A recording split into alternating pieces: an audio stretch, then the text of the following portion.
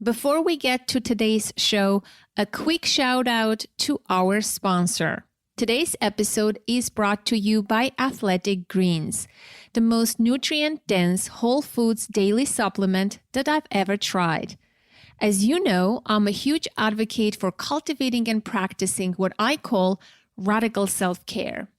If you want to show up greatly in your parenting, you need to take care of yourself. And part of radical self-care is eating right. But with so many stressors in our lives, in our go, do culture, juggling busy schedules and multitude of responsibilities, maintaining a healthy, well-balanced diet can be difficult, especially for parents. And that can leave us deficient in key nutrients that our bodies need to thrive. This is where Athletic Greens can help.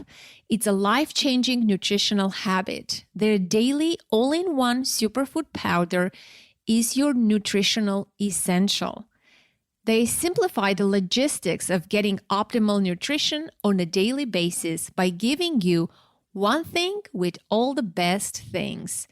I've been using it for the past 2 years as part of my morning routine, and I love the simplicity, the ease of it, and it's delicious too.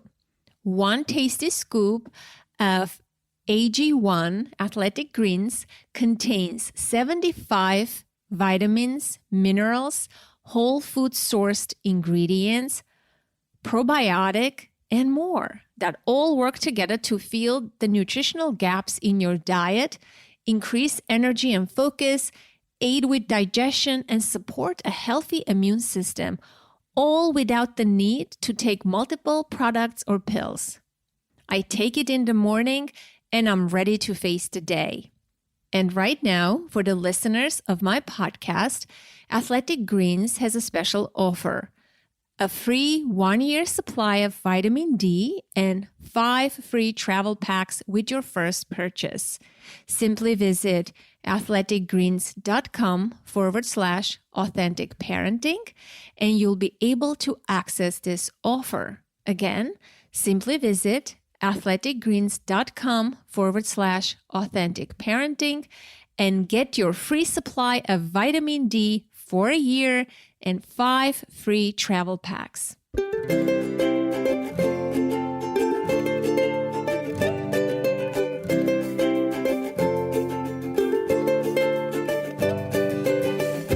I am Anna Seewald, and this is Authentic Parenting, a podcast about personal development in the context of parenting, where I explore how you can find more calm, connection, and joy in parenting through the process of self-discovery and inner growth with a trauma-informed lens.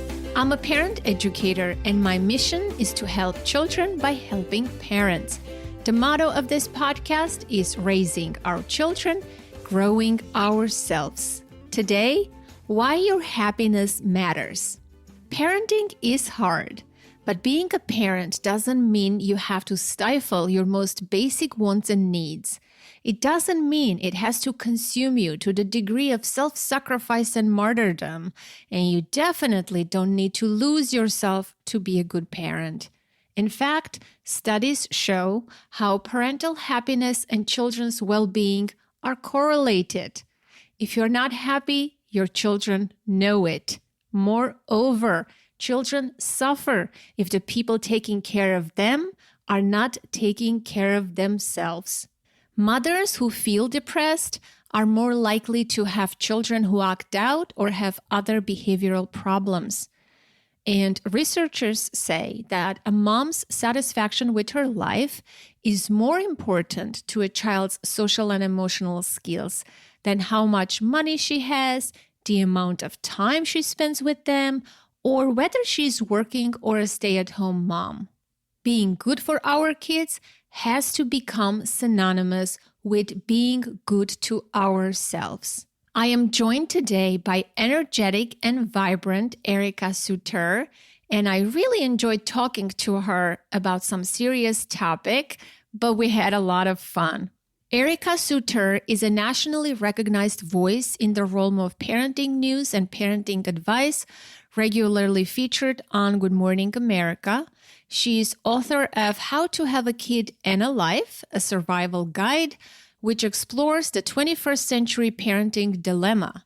When did being a good mom become synonymous with giving up everything that makes you you?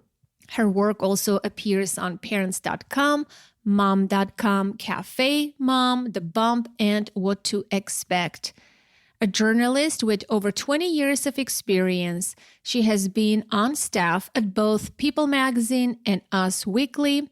Erica received a Bachelor of Arts from Georgetown University and a Master of Science from Columbia University Graduate School of Journalism. She has also written for WebMD, Self, Cosmopolitan, Cosmo for Latinas, Essence, and Huffington Post. Some key topics we talked about today.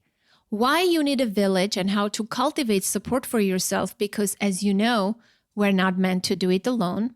When it comes to friendships, quality over quantity, and the 3 conditions for lasting relationships, which I found very interesting. The surprising truth about sexless marriages and how to have more sex. How, despite progress, women still bear heavier load than men in balancing work and family, and what needs to change.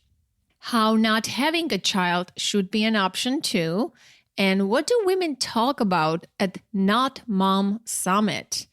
And lastly, why the parents in the United States proved to be the most miserable in the world.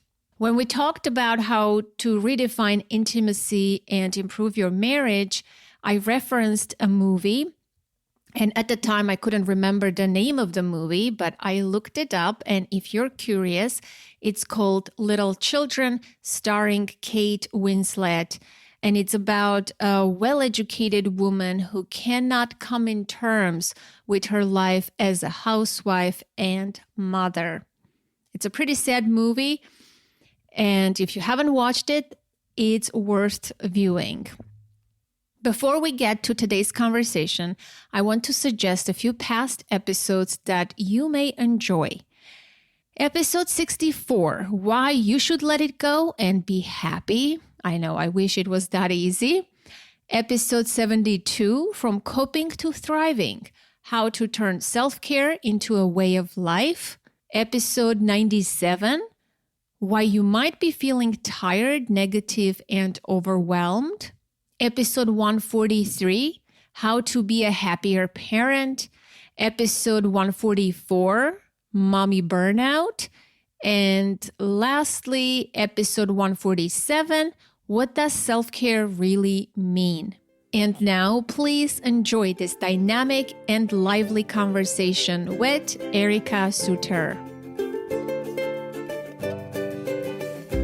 Erica, welcome to the podcast. Thank you. I'm so excited to be here. I am delighted to have you. I finished your book and I really enjoyed it. What I want to ask you first, I think you have 2 children, correct? What are their ages? Yeah, I have 2 children. Aiden is 5. He just turned 5 last week. And Lex is 13. Okay, so you have a big gap. Yes. I have a 13-year-old too. So it seems like you wrote your book after the second baby was born.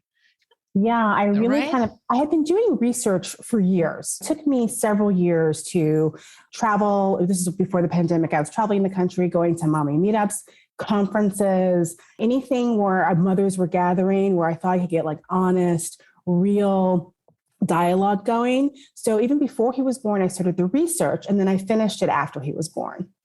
I see. Speaking about, well, obviously it says the title of the book is How to Have a Kid and a Life, a Survival Guide. Clearly you survived both of the. Barely, no. Just kidding. But I guess after having the first experience, the second one, having an older kid and a toddler or a newborn, maybe this was like a new shock for you. It absolutely was. I think I kind of thought I was one and done. I'm an only child. My husband's an only child. I saw nothing wrong with having one child. And then as my Lex got older, he gets easier, right? Kids seem to get a little easier. He was so independent and you kind of forget how hard those first months and years are. And we thought, hey, we can do this again. Let's do this. So he has a sibling and we have a small family. So this will be really great for everyone. And then you're kind of hit with everything all over again. And it's like shocking all over again. What was the most shocking the second time around? I think what has been the most shocking is that my kids are so different. You kind of think you have your first one, and you kind of think they'll be similar or you'll go through similar things, and they couldn't be more different. You would even look at them and wonder if they're brothers. They don't look alike. They don't act alike. They don't have any similar interests. And I think with every kid, sometimes you're a different mom for both. Like I feel like I'm a different mom to my 13-year-old than I am with my 5-year-old. And I feel like that's going to happen for the rest of our lives. Yeah, I agree with that. Even though I have an only child, but I work with parents, I could see that. So there was a quote from the internet I took. I think it's a good one. It says, "A baby is something you carry inside for 9 months, in your arms for 3 years, and in your heart till the day you die." I thought that was so beautiful and captures this whole theme, this whole parenthood, right? It does. And it encapsulates the different emotions that go through it, right? Right. Because when you carry them in your heart, meaning they're kind of away from you, but you're still their mom, right? There's still all these worries that just never end. I mean, my mom's an example of that. I have not lived at home in 30 years, and she still worries about me as though like I'm coming home from the library from studying or something like that. So some things never change. What you write about in the book is how we're never prepared. I mean, or we prepare for the wrong things, sort of. We buy the strollers, we do the research. Yeah. And I'm not sure if we can even prepare, even if people told the truth about motherhood or the first year or about breastfeeding, or if people can read your book, A Non-Mom or An Expected Mom. I'm not sure if that would prepare you or open your eyes. What do you think? I think you have to just go through it to know what it feels like. Yeah, it's kind of like a job that you learn by doing. But I think one of the things that we do disservice to new moms, and I felt like I was completely unprepared, because everything that tells you about prepping for parenthood is really about the stuff you get, right? It's about strollers and car seats, and it's even about how to deal with colic and cradle cap and those things. And no one ever really talks to you about all the other changes that you're going to go through in your life. And they're huge, right? One of the hardest parts of parenting wasn't actually taking care of my newborn. It was actually adjusting my life to all of the changes that come with a newborn, like how my work life changes, my friendships with women who don't have kids, how my marriage changed. And those things we just don't talk about. And I just feel like even if you don't know until you go through it, obviously you don't really know how you're going to react, but even to just understand that those things are going to be affected and have like maybe some tips on how to navigate them would make things so much easier. Or give warnings to people and a choice not to have kids. Yeah. You write that in your book too. And I like that part about your book, that, hey, this is not like this moral mandate that everybody has to do in their life to become a mother or to have children. I think it's not talked about enough in our culture that not having kids is a perfectly fine choice. Yeah. And it's normal and it's okay. And we should perpetuate that notion a little more, I think, not to normalize it for people who don't have kids, who opt out of, but to give people that choice that you don't have to have kids to be happy or fulfilled. You can have a normal, interesting life. Yeah, that was one of my favorite chapters to write, because it's kind of unexpected in a book about motherhood, having an entire chapter dedicated to people who choose to be not moms. I love that you addressed that. I totally support that. It was really interesting because I was having all these conversations with moms, and there's so much weight and importance given in our society to being a mother. And we're often told that it is the most significant contribution we can make, or it's the most important thing that we'll do with our lives. So when I was having discussions about moms who felt like they wanted to do more, it got me thinking about, well, what about those women who don't want kids at all? And so I started the research by going to, at the time, it was the first conference in the US. It's called the Not Mom Summit. Tell me about it, Erica. I read about this. I'm like, what? Such thing exists? It was not Mom Summit. Yes. And I thought, I've got to fly down there. It was held in Cleveland. And I was like, I've got to go to this and find out. It was for women to celebrate the choice to be not moms. And actually, they had two categories. You were either not mom by chance or not mom by choice. And so the seminars some of them were about like the emotional things women go through when they choose not to be moms, how they experience these microaggressions or people have these opinions about them or call them selfish or that they don't know what they're going to be missing or their lives aren't going to be worthy or going to be miserable or, lonely in their older age. Who's going to take care of you when you're older? Yes. And all of them seem to have gotten that. Like, what are you going to do for Christmas when you're older? And, you don't have any kids' homes to go to celebrate. And it really kind of invalidated their lives because, there are lots of women who don't want kids and there are lots of women who can't have kids. And as a society, we don't seem to differentiate when we kind of push this idea that motherhood is the most important thing that you can do. And it leaves a lot of women feeling like unseen, unheard, and uncared for, or that their choices aren't worthy. And so I wanted to write about what these women told me, what their experiences were, but also how we as moms can help celebrate our friends who don't have kids. Like their milestones are just as important as our kid turning 5. You get a new job, you buy your first house, you graduate from a graduate degree, or you start a new career, whatever it is. Like we have to be there to celebrate those moments and make people feel that those are important contributions. And if that's what you want to center your life around, that is okay too. I agree because a lot goes into becoming a parent, into becoming a mother, right? Besides a change of a career, besides your body changing its shape and form forever, forever. your skin losing your hair, besides hormonal changes, there's postpartum depression, postpartum psychosis, and all sorts of anxiety, mental illness, your past traumas can activate, marital issues if you're married, you may end up single, homeless, jobless. I mean, so much can change. Right. There's a quote that says, when a child is born, so is the mother. A new mother is born too, right? I don't know how that quote goes, but you write about that too. When a child is born, a mom is born too with it. Yeah. You are a completely different person, a new identity. Forget the changes in job and all those external changes. How about the internal changes? Yeah, a new you completely emerges. And I think that's what people don't realize. And you may be scared of the new you that you meet. Yeah. And you don't even know who that person's going to be yet, right? It's like you're meeting that person for the first time too. And it's a little scary and it's a little jarring, right? Because your priorities change. And then this is something that I think is really important for mothers and new mothers, especially, to realize that a new you emerges, but there are still wants and desires from the old you that are still there. And we often suppress them or put them to the side, or we feel like, you know what? That's not the priority anymore because I'm a mom. And what I found that from speaking with hundreds of moms is that eventually those wants and desires of the old you start kind of pushing to the surface. And it creates this sense of longing because it's okay for you to want and need things that are just for you or very specific to the things that you love and want to do that have nothing to do with your kids. And so that was another thing I thought was really important to write about, that it's not good to put everyone else's needs first and everyone else's desires first. You have to find time to do things that are just for you, or even things that you've always dreamed of doing. And it's okay. I sometimes say, like, I write at night often. I write during the day. I write all day. Sometimes I do creative writing. That's like my passion. It's like a hobby.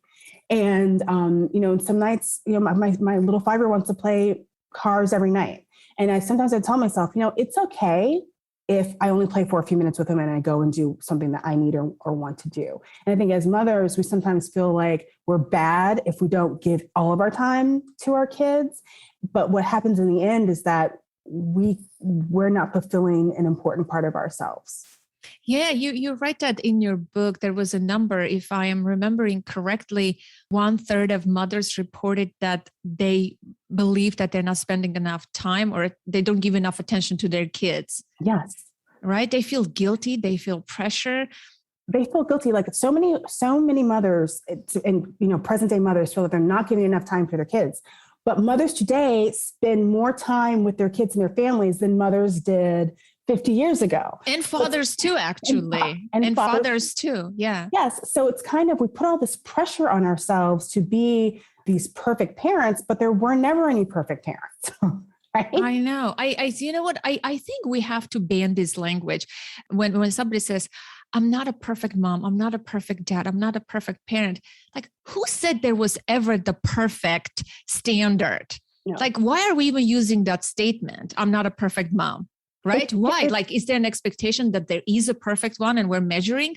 No, there isn't. Then let's stop using this term, a perfect mom, a perfect dad, a perfect person. It doesn't exist. It doesn't exist. And it's so much pressure. And I think a lot of that pressure comes from when we see things on social media, but not even just social media, in movies and TV and magazines. People don't realize it, but that really impacts what they think they should be doing or what they think is like the way to be a great mom or have a great family. But that's not real. None of that's real. Not social media, not the movies. It is not real. It's making us feel as if we're not measuring up to some standard, but in reality, that standard doesn't exist. And if you step into motherhood with already a sense of unworthiness, shame, I'm not good enough, I don't measure up. If you already have that kind of baggage or programming, motherhood will completely make you feel worse about yourself. This is not the journey that's going to, it can completely make you feel terrible about yourself. And not to mention lonely, right? Because gosh, yeah. It's like United States is not set up for supporting families. It's not. I think in the world, this is the worst country. There is no, you can talk for about the parental. Yeah. We have one of the worst parental leave policies in the world. There are only two countries that are a lower standard of parental leave, and that is, if I'm pronouncing it right, Suriname and Lesotho. And most countries have some kind of guaranteed paid leave for mothers and fathers. And that puts a lot of pressure on people. Think about it. Your body, giving birth to a child is not an easy feat. It is physically demanding. It is hard to heal from. And if you only have like a few weeks off or even 6 weeks off, your body isn't ready. But not only that, your child isn't really ready for you to leave them, especially if you're not only your body, Erica, I think emotionally, so many women feel like they're abandoning their children. It's very hard for them to choose to work, because sometimes they have no choice. They have to go back to work, right? Not everybody has the luxury to stay home. Their job is not going to wait for them. Right. They don't have the income. Even if it's 2-income family, they can't survive in America. That's a sad truth.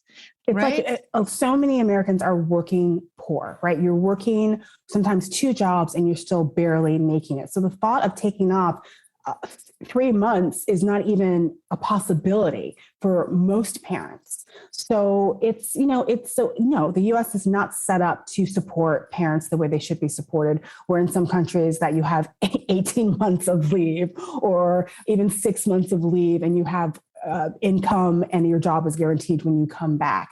And so a lot of those things put additional pressure and stress on new parents. And that also adds to feelings of being overwhelmed, burned out, not good enough, or not doing the best, feeling like you can't do the best for your child. And that can affect what you feel about motherhood. And I think that's important to talk about those things, but also try to find support and try to support. I think oftentimes we have to create the village that we need. And, it used to be generations ago, you grew up in the same town as your grandparents and your parents, and you have aunts and cousins and people who can kind of help you enter into parenthood with support. Most people don't have that anymore. They move away for various reasons. And so what I have found is that the parents who seem to weather the early storm of parenthood the best are those who are able to create a village.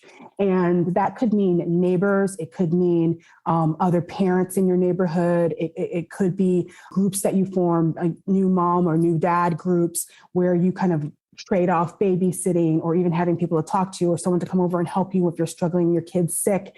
These are, parents, it's not comfortable to do this. So always for people to do this and extend themselves, but I find that it's necessary, because we need the help. We cannot do it alone. And so many parents are struggling and doing it alone. They are. And as we mentioned, the United States is not set up for that.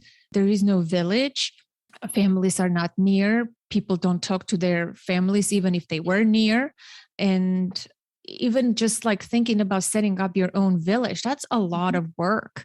This is why a lot of moms struggle and suffer. Yeah. And they're lonely, they're isolated, they hate motherhood. But then, in the media, it's so glorified, romanticized, the celebrities, motherhood is portrayed completely different. And you feel like, wait, they talk about the joys and the glory of motherhood, but most of them suffer. I think we have to tip the scale and talk about real issues like we're doing now. And with your book, that this is not all joy, and I don't know what's the joy part of parenting when they say enjoy every moment. You stated that there is research that I'm going to find that. I marked it in the book. I thought it was fascinating about the happiness of parents and non-parents. The happiness gap. Is that the happiness gap? Let's see. To talk to me about the happiness gap and the research. Yeah. So there was a research study done of 22 developed countries. And of all the countries, the parents in the US proved to be the least happy of all the other countries. And I thought, my gosh, we're a developed country. There's so many technological advances. There's so many wonderful things about raising a family in the US, but that research wouldn't suggest that there is. And so of course I dug a little deeper, and as we were talking about, parental leave policies make it harder for parents. There isn't a lot of assistance. I remember doing research on one country, and I'm blanking on which one it was, but along with having a new child, you also get home care services, which means someone helps you clean your house. Wouldn't that be nice? That would be amazing, or there's government-sponsored childcare, and there are all these things that help make parenthood just easier. It makes it less scary, and we don't have that here at all. Because those countries prioritize families. Yeah. Children, right? Their priorities are somewhere else. Yeah. I mean, we don't prioritize that, and it influences not only the parental level of happiness, but also it influences, if the parent is not happy, then the kids are not happy. That's right. That is, you hit the nail on the head. And that's one of the important messages of my book. Like, people always think like they're burnout, they're tired, they're overwhelmed, but, oh, my kids are happy. Well, no, what I have found is that kids react to the way you're feeling. They sense what you're feeling, and it can affect them. It affects how they do in school. It affects how they handle things emotionally. It affects how they communicate. And I think parents don't realize that. So I want parents to focus on their happiness too. I want them to realize that a happy parent is more likely to have happy children. Yeah. And that's really important. There is another study you mentioned in the book. A 2015 German study found that being a parent actually creates more unhappiness than divorce, unemployment, or even death of a spouse. I'm like, holy cow. I know. Well, I was shocked when I came across that. I was like, this is awful. I mean, oh my gosh. But this episode is going to be the turn off for parenthood. I know. I'm like, no, still do it. It's still worth it.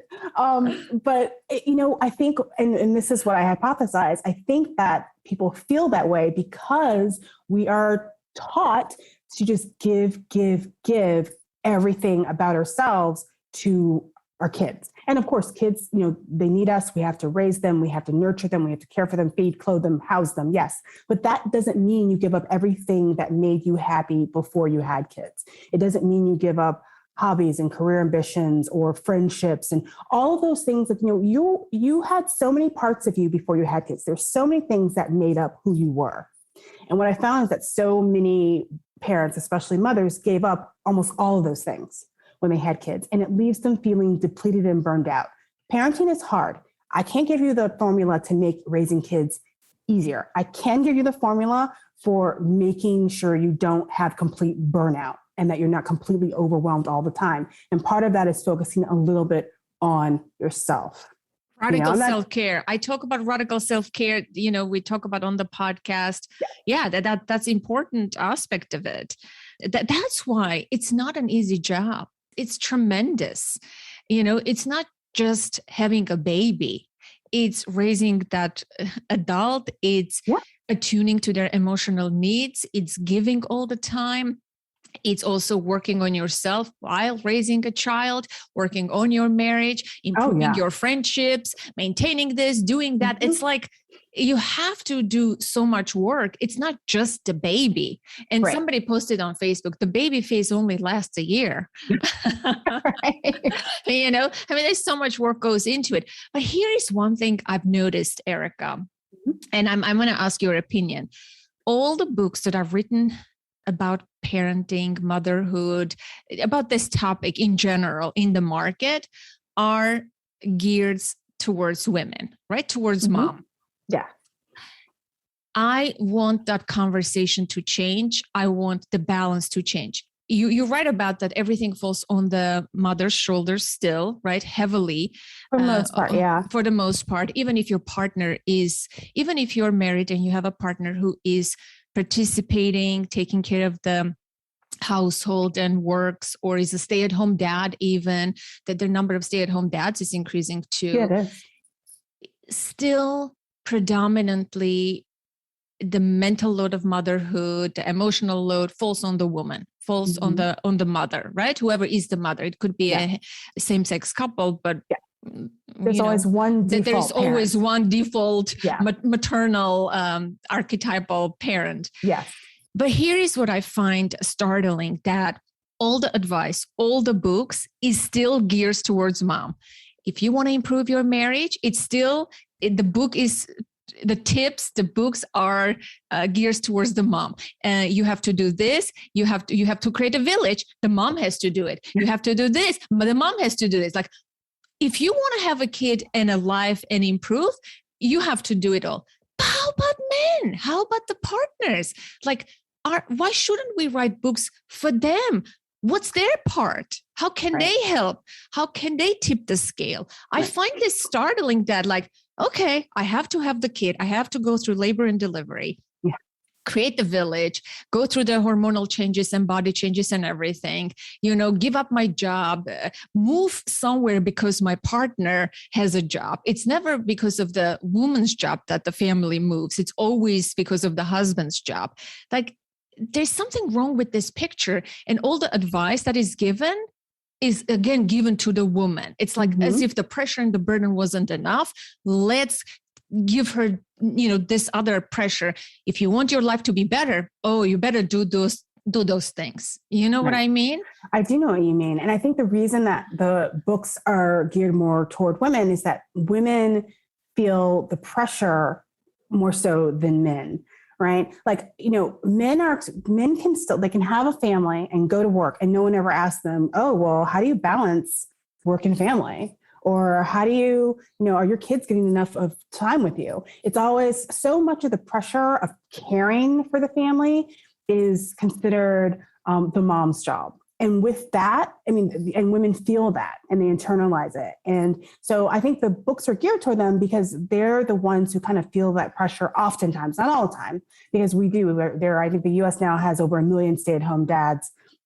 And so I don't want to discount that. It's a very important role. I interviewed some stay-at-home dads. It's an amazing thing. But I think for the most part, in terms of when you talk about the majority of the primary caregiver is typically a mom. So even if she works or has a full-time career, she's still expected to take care of everything on the home front as well. And she carries the majority of the mental load. And by mental load, I mean making sure everyone has their dentist and doctor's appointments, that there's toilet paper in the bathroom, that there's 2 kinds of milk because someone's allergic to dairy. And, those kinds of things usually fall on the default parent. And that default parent is usually the mom. How are we going to change this? I think the way we change it, and this is what, so I actually have do you think women take this upon themselves and perpetuate it, or? No, I think sometimes, I always worked, I write extensively in the book that like I was never the kind of young girl or young woman who had planned to have a family and be a stay-at-home mom. I kind of, I had a child because my husband was like, his biological clock was ticking and he desperately wanted kids. And now I love it. It was the best choice in the world. But for some of us, it's like, we still, there's so much more we want to do in addition to having kids. And I think one of the things we don't do is we don't prepare our relationships for having kids. And I have a chapter where I talk about Lamaze for your marriage. And it's something as simple as, you're both excited. If you're planning to have kids, you're going to have kids together, sit down with your partner. And I have a list of questions. And they're from everything from how do we handle discipline? How do we handle visits from in-laws? How long they stay, how often they come? How do we, who takes off when the child is sick? How do we handle weekends? Who does, it's really just trying to understand up front how we expect or want things to happen. And that will help equalize that home playing field, I think. You have to have a conversation about expectations, because I think that's the problem, right? He might not expect to do certain things. You might not expect to do certain things, or you expect him to do something he isn't even thinking of. And no one talks about it until after the kid's here and you're frustrated and you're tired and you're worn out. If you can have these conversations before then, I think your partner can expect to take on more of the load because he knows they know what you want. Or they know it's just like one mom pointed out to me. She says, when they have an outing, they have 3 kids. She says, I do 80% of the getting ready preparation part. Yeah. And he's just sitting there making the smoothie for himself. I'm like, this is not okay. Like, you need to speak up. He can participate, and he can participate gladly. You don't have to brew and hold grudges and resentments like this. Yeah. What would you suggest? How can people bring up difficult conversations like this? Yeah.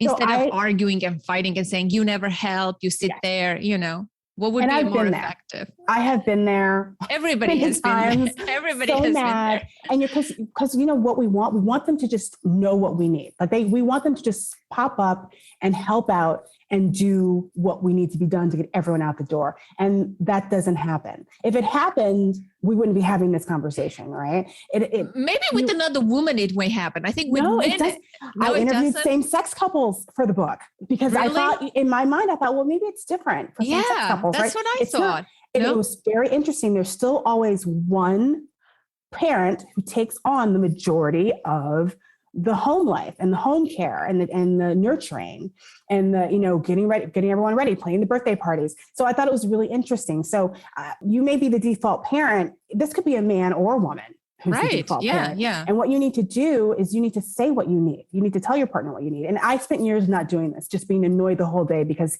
he was slowly, leisurely pulling on his socks while I'm sweating, getting everyone's snacks and stuff ready to go out the door. Or you can punish him in different ways, and maybe he may get the message. But then you're angry. It's a lot of negative emotions spent for the entire day. Well, it's hurting you too, right? It does. It does. It says that anger damages the vessel it's contained in, right? Yes. It's like an acid. It's terrible. Who wants to feel like that for half a day or a whole day or a whole weekend? So what I advocate is making a plan. So when we have something to do the next day, I'm like, okay, so you take Aiden, you get Aiden ready, bathed, and put on his clothes or whatever. I'll get the snacks. I'll make sure Lex knows what time we're leaving. So it's kind of like a divide and conquer. And that way, and I do it the night before. So that way, everyone knows what they're supposed to be doing. And it doesn't always happen perfectly, right? But it's like you don't watch the person sitting there slowly making their smoothie while you're scrambling, sweating, getting the kids ready. They at least know, okay, they got to make the smoothie and hurry up and do X, Y, and Z. And don't jump in and do it. That's another thing. I think a lot of us, they're like, oh, I'll just do it. We get frustrated and be like, well, I'll just do it. Don't do that. They're supposed to do it. Let them do it. They know what they're supposed to do. Let them do it. And that helps reduce some of that stress and tension, because we're holding it in, and it's like you can feel it in your body. And it's not good for our physiology. It's not good to brew in that kind of energy. First of all, we're not happy ourselves. Then we are, stress and emotions are contagious. That's how we parent. That's how we show up in other relationships. And it just colors your entire day. And it's not necessary. But so what I'm hearing is this: it's never going to change. Basically, one parent is always going to be the more organized, dominant, default parent in families. That's what you're saying. It doesn't matter of the gender. One person is always going to be the leader who's going to say, it's never going to be one day. Let's take that example of a husband who makes the smoothie and the wife who takes care of the 80% of the job. That's never going to switch. The husband is never going to turn into the 80%. Right. That's never going to change, basically. I mean, I don't see it happening in my lifetime, but I think that maybe I think the more we have to change social standards, that's a bigger issue, right? But there's still, there are still people who believe in pink rolls and blue rolls. Dads grill and take out the trash. Moms, cook and clean. There really are families who operate under that kind of standard. And it does seem antiquated, but I've been in their homes. I've interviewed them. This is happening. So until we start to evolve as a culture and this could happen as there are more stay-at-home dads, or there are more guys taking on these kinds of more nurturing roles and very publicly. It could evolve, but for right now, for the moms who are having kids now and who need prep and read my book, part of it is just being honest about the kind of help you need and laying it on the line, not in that moment where you're pissed off and you're frustrated and you're like, why aren't you doing this? But honestly, early in the morning or the night before, being like, okay, we have this to do tomorrow. Let's divide and conquer, propose being a team, and do it when not in anger, and you're more likely to get what you need than if you just, are just silent and enraged. Yes. Okay. So since we're talking about the marriage topic, I'm going to read some interesting stats from the book. A 2018 study of 1,000 parents exposed a pretty troubling picture about coitus post-kids. Nearly half of moms said that having children made their sex lives worse, and most reported an overall decrease in libido. Though I should note, 40% say their sex lives were unchanged, and 13% say their sex lives improved since becoming moms. If there was ever a reason to be jealous of another mom, that might be it. Okay. And here is another things you say. Experts say as many as 15 to 20% of married couples are rarely having sex, if at all. So the notion of sexless marriages is not a new thing. So talk to me about some of the things that you discovered and give us tips. How to improve this situation, because that can be improved, I'm sure. It definitely can. But it's a running joke in our culture for a reason. I mean, there's truth behind it. There are, and I think that the reason so many couples are having less sex or no sex is because of the frustrations we talked about earlier. You're tired, you're overwhelmed, you don't feel like you have any time for yourself. You spend all day doing things for everyone else. It's just, you don't want to extend yourself even more in that way, right? Especially with the partner who makes a smoothie while you're taking care of the 80% of the... Exactly. And what I found is that women who were more interested in their sex with their husbands had partners. Oh, wait, there's people who are interested not with their partners. Well, yes, but that's another podcast. That's another podcast, yes. But for women who had more, active sex lives, those women tend to have partners who participated more on the home front. And it was really interesting. See, makes a difference. Guys, step up your game if you want. Seriously. It's because you feel as though you have someone who cares about how tired and exhausted or overwhelmed you are. You feel like they're part, and it doesn't mean that they're doing like half the load. That wasn't it. It was that they're participating and doing those things that no one really wants to do, right? And you feel a little bit more aligned and endeared, and like you have a partner and a teammate, and that tends to help you in other emotional areas of your relationship. So yes, I mean, the bottom line is yes, you want more sex, help out more. And by having more, your mood improves, your connection, your intimacy, yes. and it can have wonderful effects for both parties, right? Psychologically, emotionally, physically. It does, because it's just like, it's like you appreciate what the other person is trying to do for, how the other person is making a contribution and helping, and you feel seen, you just feel more appreciated when your partner helps. That's what I found. And so, but then when you're kind of disconnected and you don't feel like a team, I feel like those women reported less interested in sex, and more of like, I'm too tired. I've dealt with the kids. I've dealt with work all day. I've cooked dinner. I did this and I did that. And I'm like, why would I want to do this at the end of the day? I just want to sleep or watch The Real Housewives or Law and Order or whatever you've done to watch when the kids are in bed. Yeah. So I do think, even though it's not going to take that much time, like truthfully, if we speak, right. If we speak about it, yeah, it's a very interesting phenomenon. And especially when people feel stress, the way stress, behaves in our body is it disinhibits our ability to care and nurture for other people. Mm-hmm. Right. And so it's like, and we also don't care about ourselves. If we're too stressed out as a mom, we don't shower, we don't eat properly, we don't take care of ourselves. And if you feel like you're doing most of the job, you're not in that mental, emotional state. I mean, that's the last thing on your mind, to feel desired or to desire, know. But that's why taking care of yourself is so important. I know it's sometimes people roll their eyes at the notion of self-care, but self-care isn't just one mani-pedi every other month or whatever. Self-care is much more involved than that. And I have a list of things. If you don't know what is missing from your world, I have a list of questions to ask yourself. Actually, there are questions I ask every single mother to ask themselves every year. Yes. Tell us. Say those questions. Yeah. You could do it January 1st, whatever. Just make sure you're asking yourself these questions. Number one, am I nurturing my marriage or my partnership? Number two, is my career headed in the right direction if you have a career? Number three, do I have supportive friends to turn to? Number four, do I feel good about myself? Number five, do I nurture any of the passions I had before kids? And then number six, have I created a social life or hobbies that have nothing to do with my children? Now, I found a lot of moms, they feel like their social life is when their kids are on play dates, and then they see other moms that way. Now, that's the worst quality, I think, social life. Yeah. Especially if you don't get along with them, you don't have anything in common. Yes. It's like it's the worst kind. I've been in those play dates. Yeah, it's terrible. And just because your womb was occupied at the same time does not mean you'll be besties.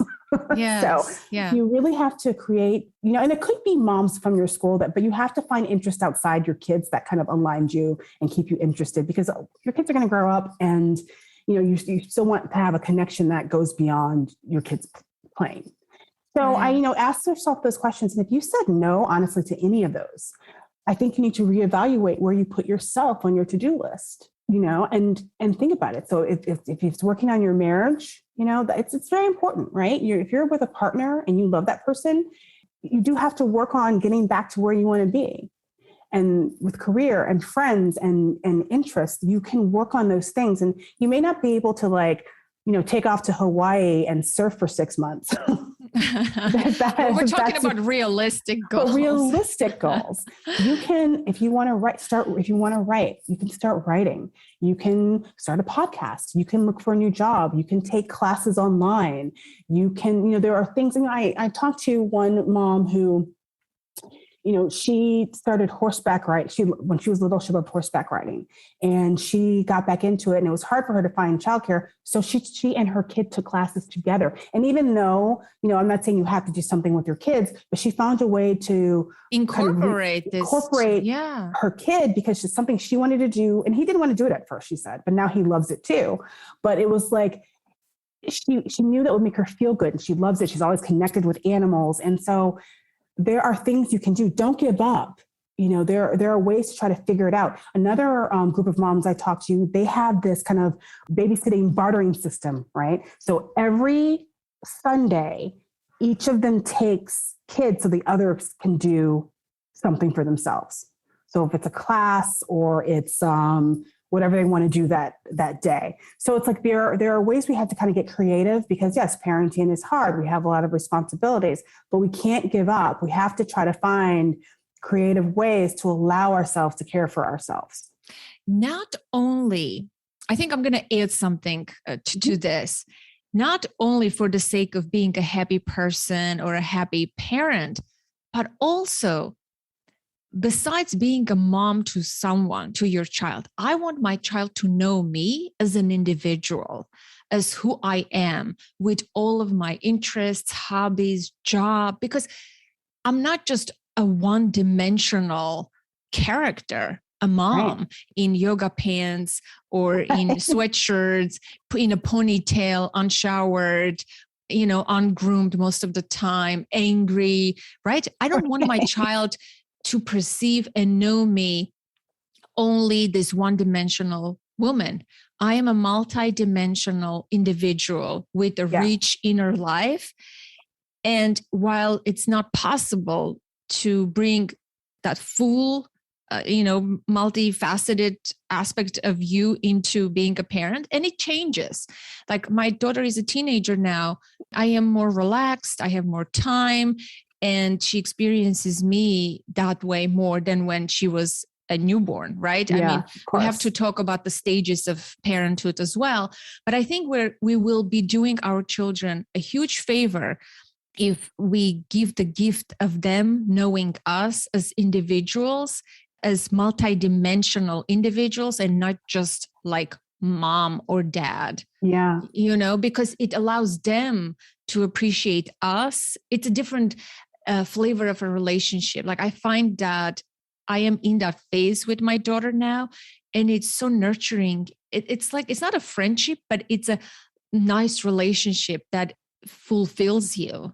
Yeah. But if you're just a mom or just a dad, it's right. You want your kids to see that you're multidimensional. And in fact, the research proves what you're saying, because there's actually research that shows that moms who are happy and fulfilled, that a mom's happiness determines how her kid does socially as well. It helps them with their social emotional growth, their communication skills, how they develop friendships. All of those things matter. And in a way, it's kind of this emotional modeling that we can do for our kids. That's really important. And I want us to take a step back as parents. We're so tired and overwhelmed and we have so much going on, but how we live our lives really matters on a much deeper level than a lot of people realize.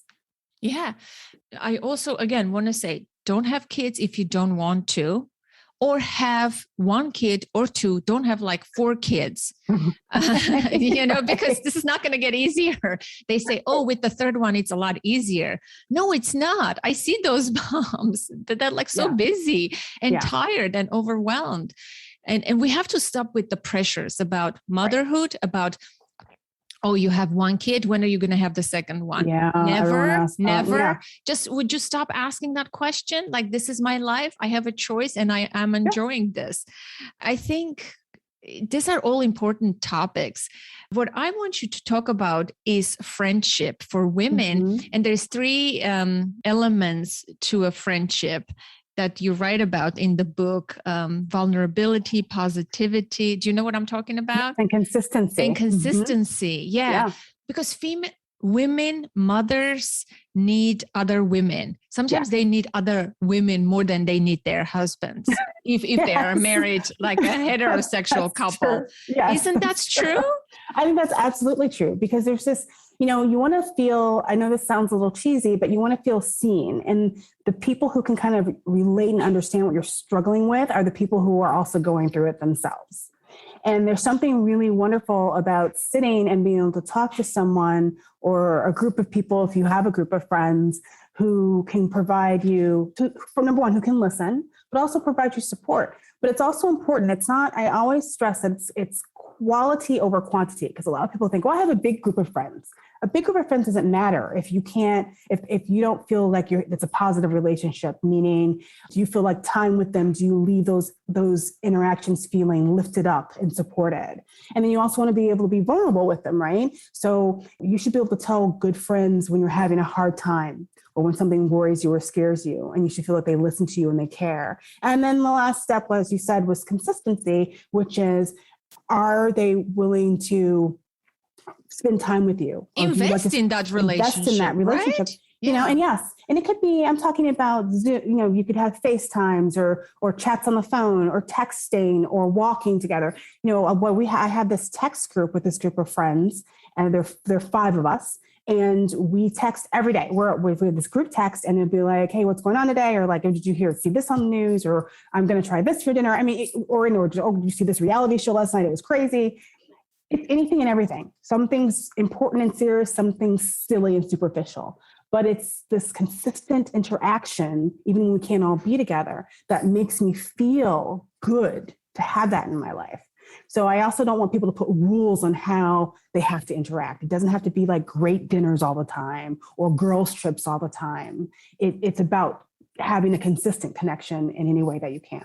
Yeah, I agree that you're emphasizing that. Sometimes my neighbor has 2 children, young children, and she can't afford to go to dinners or places and things like that. Like I'm a lot freer because I have a teenager. Yeah.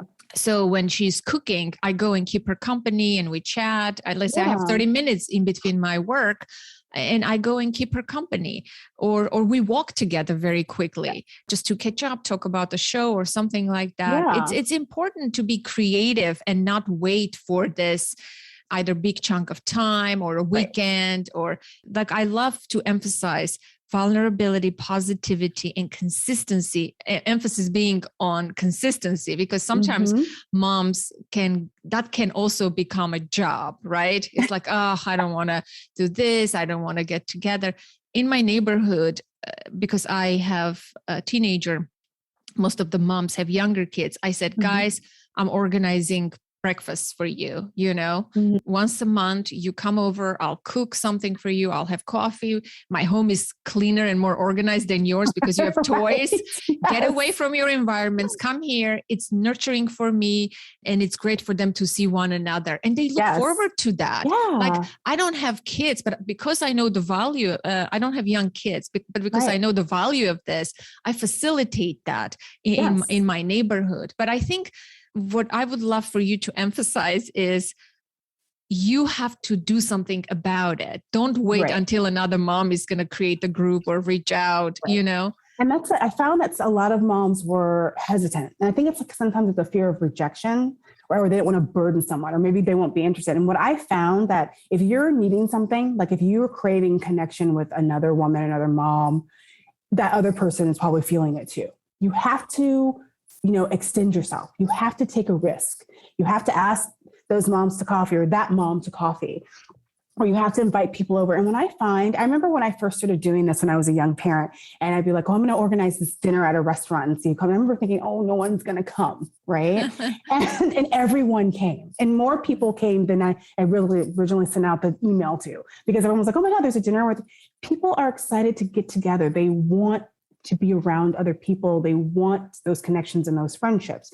So you do have to try. And I know it's hard. I talk to a lot of moms who consider themselves introverts, and it is a scary thing to do, but you cannot wait for these magical friends just to show up in your living room. Yeah, no, it's you said something, I think either in an interview or in a book, you said the initial step of forming these friendships are not going to happen organically. Like you have to do something, you have to be intentional about it, but the relationship will form organically. That's exactly right. Yeah. Yeah, because I think that, I interviewed a mom who she talked about going to like mommy meetups in the playground, and she just never felt, she extended herself and she just felt like she had nothing in common with these moms. And she was kind of very judgmental, like, oh, this mom's too perfect, or this mom's like more of a hot mess than me, or this mom. And I think that had more to do with her insecurities, and she kind of had to let those go. And over time, she did find those moms that she loved hanging out with and talking to and being with, but she had to give them a chance. You can't dismiss someone the first time you meet them because Yes, a child it's grew like up on them and they're like frantic. It's like online dating. You can't judge someone based on one date. You got to go at least 3 or 4 dates.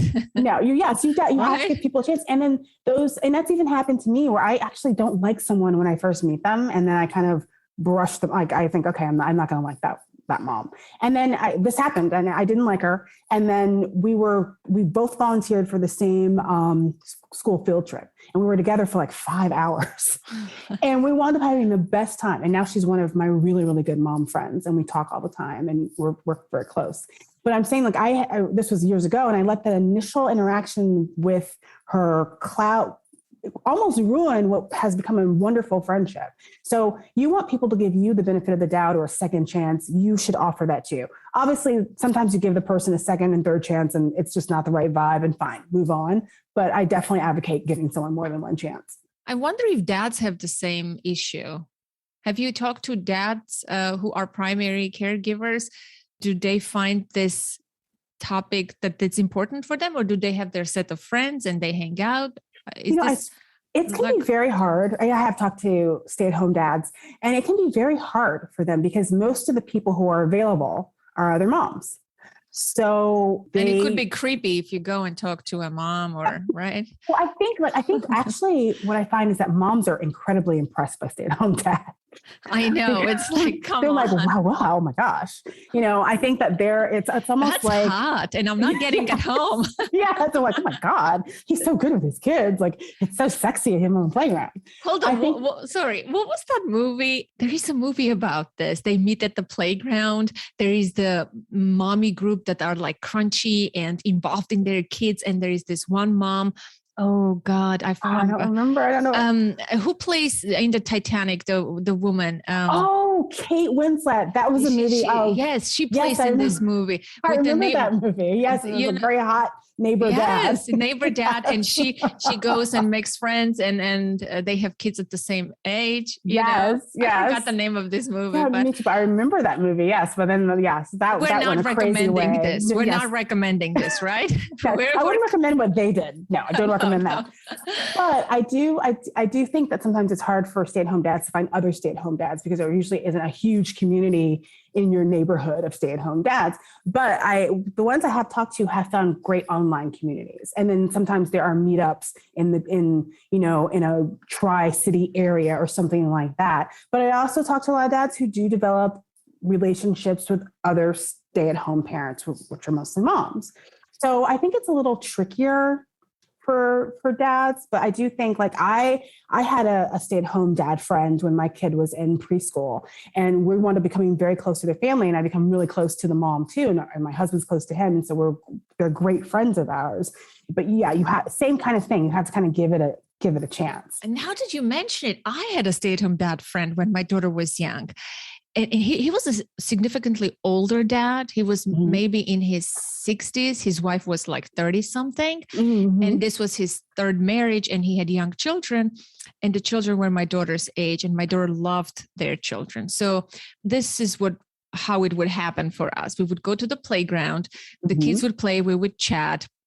And other moms were not interested in this man. Somehow I became friendlier because my daughter was also interested in their children. Mm-hmm. And he would come to our home after the playground. So naturally it's lunchtime. So I would cook and he would stay and he would eat. And I was like, oh my gosh, like that became yet another thing. But for me to do more work to feed this person. But it was beneficial because my kid had friends and I could talk to him, and I learned a lot. Like, he was a businessman, he would give business advice, and I would converse with him. I had forgotten about this now that you mention it. I had that part in my life too as a new mom. Then I think also people have to remember that, different friends can fill different needs for them. Not everyone has to be the same kind of friend. So you may have that friend you love going to movies with, and you laugh a lot and you joke around a lot. And then you have that friend who you have these deep soul searching conversations with. It doesn't mean that one friendship is more significant than the other. They just fill different needs for you. And that's also okay. Yeah, very good. So, if you were to summarize the book, the message of the book, as we hit the end of the conversation today, what are some of your best advice or tips or just a message do you have for, the people who listen to the podcast are already parents. So we're not going to say, we may say don't have more kids, but no, I'm joking. We're not going to, they already know, everything we said, that parenting sucks. It's not all joy and fun, right? Right. So how can they make some changes, or in what areas? Right. Okay, so wait, I just want to add, before I get to that, I want to tell you this one thing, tell listeners one thing. Even though the majority of, the parents in the US were more unhappy than parents in other countries, research also shows that changes as their kids get older. That as your kids get older and become more independent, the happiness factor does go up. So, for sure. Yes. Like, oh man, finally. Yes. I know. So there is some relief in there. So don't be totally freaked out. But I would say that. But hold on, Erica. Yeah. Don't millennials move in with their parents now? Like the number, have you looked at that? Oh, gosh, yeah. A lot of my clients. My fear is that my kids will never leave. I'm like, I love them to pieces, but one day they got to grow up and get out of here. Yes, a lot of millennials are moving back in with their parents. And the only thing I can do is say, hope for a change in the economy so you can get them back out. A lot of parents, some parents are happy about that, right? Like the empty nest is another whole other thing that's very hard for a lot of people. Listen, if you didn't have kids, you would never have faced the empty nest, right? Yeah. It all originates from the first choice of wanting to have kids. It's the choice that never ends. It's it impacts you forever. But I would say, in general, being a good parent does not mean giving up everything that makes you you. You should feel like you can do things for yourself and just for you, that your happiness matters too. But I also want to make sure that people know that they have to communicate to get those things that they want, whether that's with their partner or their friends or their family. That's always the key to kind of starting any kind of meaningful change in your life, is communicating what you need and what you want. So your happiness matters too. So just remember that. Agreed. You don't have to be a martyr. And there's no prize for being the mommy martyr. No prize. Well, thank you so much, Erica. I truly really enjoyed this conversation. If you listen to my other episodes, I'm never as happy, giggly. Like, you have a different energy. I feel like I know you. I know this was a lot of fun. This was a lot of fun. And I wish I could be your mommy friend. So you're in New Jersey. We're going to be friends. We're going to be friends. That's it. Consistency. Consistency is key. So thank you so much. I really enjoyed the book. As I said, it's very well written. It's light. It's serious. You did your research. You talked to so many people. So it's great. And I love the topics that you cover. So before I let you go, so what's a mom conference? You talked about the Not Mom Summit. What's a mommy museum, actually? Sorry, mommy museum. Right. So I think during the pandemic, I think it may have shuttered, but hopefully it'll be back. But there was the Museum of Motherhood, and it used to be based in New York, and I think they moved it to Florida, and I hope that it reopens. But it was basically a museum where it went through the history of motherhood, from perceptions, from political issues, and they'd have conferences where they would invite speakers in different areas. Like I went to one of the conferences where they talked about baby wearing and then attachment parenting and things like that. They focused on issues that affect mothers working, stay at home. It was just a great place to have really high level discourse about parenthood. And I love being in that kind of environment because I tell you, mothers are the most interesting people on earth. And they're funny and kind of wild. And if you give them a chance to just kind of open up and talk about their lives, you just learn so much. Oh, yes, I agree. I agree. Thank you so much. This was such a joy. I truly enjoyed spending time with you this morning. Have Thank you, a me great too. rest of the day. You too.